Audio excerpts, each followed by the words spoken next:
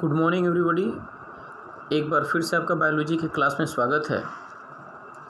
जैसा कि मैंने आपको बताया हुआ था कि अगली क्लास में हम लोग ह्यूमन डाइजेस्टिव सिस्टम के बारे में पढ़ेंगे।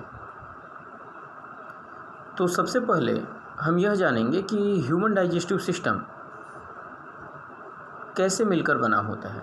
वास्तव में यदि हम ह्यूमन डाइजेस्टिव सिस्टम को देखें तो human digestive system digestive organ और डाइजेस्टिव जूस और ग्लैंड से मिलकर के बना होता है। यदि हम ह्यूमन डाइजेस्टिव सिस्टम के सीक्वेंस की बात करें तो सबसे पहले डाइजेस्टिव सिस्टम के सीक्वेंस में जो फर्स्ट पार्ट होता है वो mouth, food pipe, stomach, small intestine and large intestine होता है।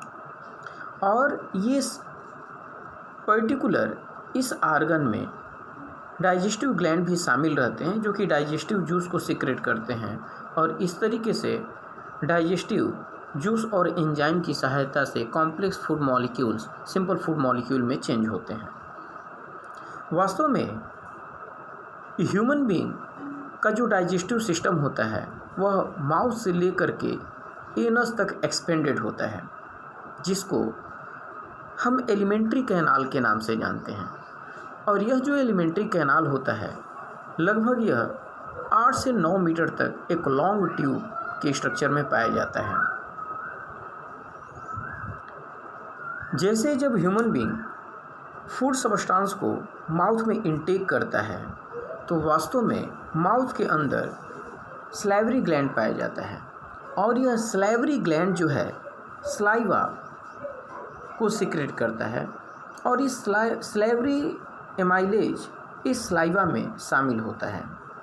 तो इस तरीके से आप ध्यान में रखिएगा, माउथ में सलाइवरी ग्लैंड पाया जाता है और यह सलाइवरी ग्लैंड जो है सलाइवा जूस को सीक्रेट करता है जिसमें एमाइलेज एंजाइम पाया जाता है और एमाइलेज एंजाइम हमारे फूड में उपस्थित स्टार्च को यह शुगर के रूप में ब्रेक करता है यानी कन्वर्ट करता है।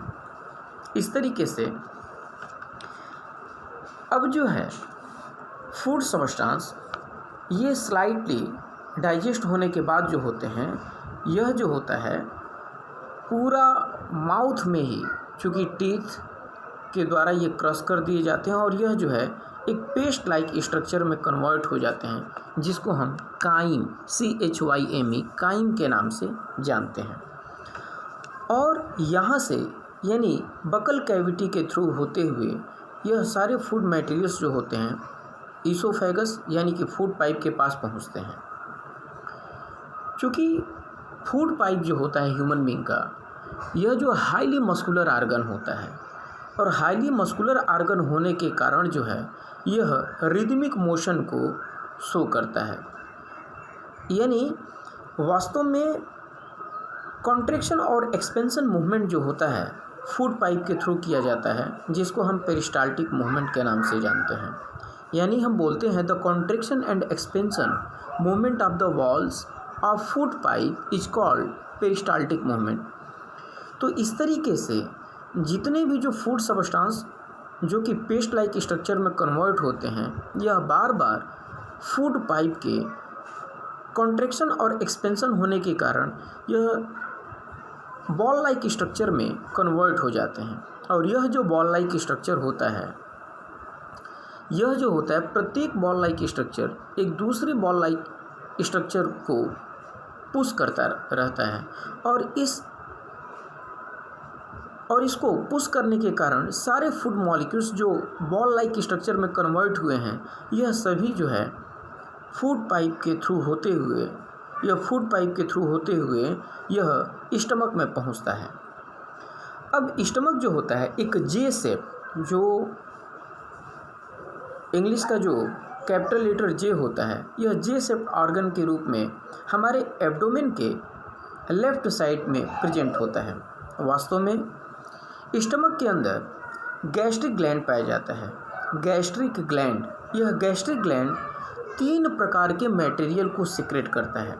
It means the gastric juice contains 3 types of substances: hydrochloric acid, second pepsin enzyme and third substance is the mucus. चूँकि हाइड्रोक्लोरिक एसिडिक नेचर के होने के कारण हमारे फूड सब्सटेंस में जितने भी जो फॉरेन पार्टिकल्स होते हैं या जो माइक्रो ऑर्गेनिज्म होते हैं वह जो है हाइड्रोक्लोरिक एसिड के कारण जो है वह किल हो जाते हैं। और हाइड्रो एसिड के कारण समाप्त होने के बाद जो इस गैस्ट्रिक ग्लैंड में जो पेप्सिन एंजाइम होता है यह हमारे फूड में उपस्थित प्रोटीन को पेप्टोन में ब्रेक करता है। और इस तरीके से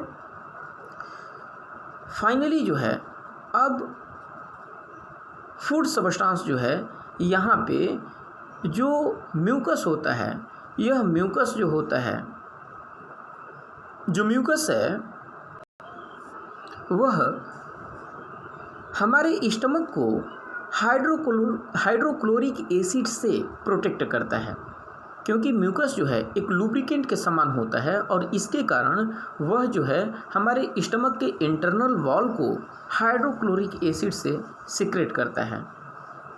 यदि वही कभी ऐसा होता है कि जब हम फूड को इनटेक नहीं करते हैं तो हाइड्रोक्लोरिक एसिड के सिक्रेट करने के कारण जो है वही जो हाइड्रोक्लोरिक जूस होते हैं वह हमारे स्टमक के इंटरनल वॉल को कोरोड करने की कोशिश करते हैं, जिससे कभी कभार स्टमक में पेन जैसा हम महसूस करते हैं।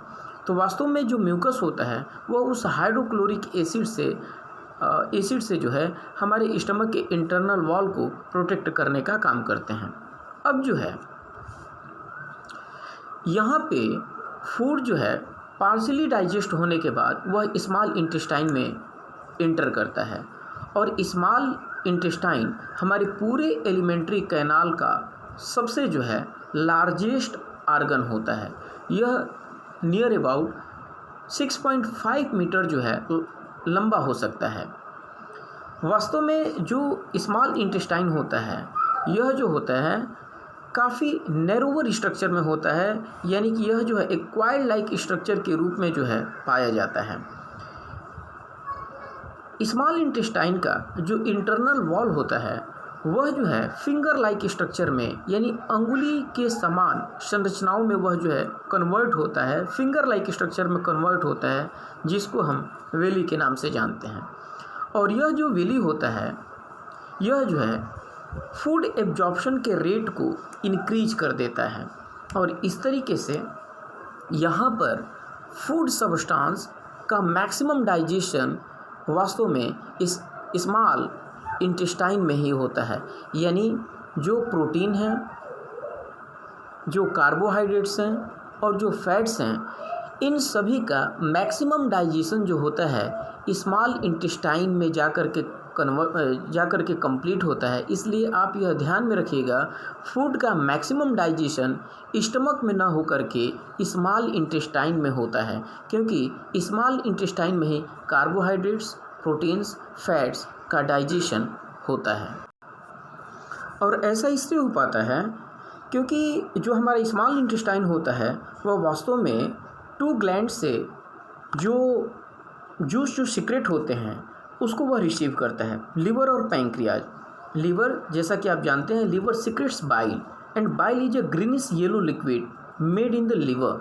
चूँकि जो लिवर होता है वह बाइल जूस को सीक्रेट करता है और बाइल जूस जो होता है यह ग्रीनिश येलो लिक्विड होता है जो कि लीवर में बनता है। और यह फाइनली जो होता है हमारे बॉडी में एक आर्गन होता है गॉल ब्लैडर, इस गॉल ब्लैडर में वह जा करके स्टोर होता है।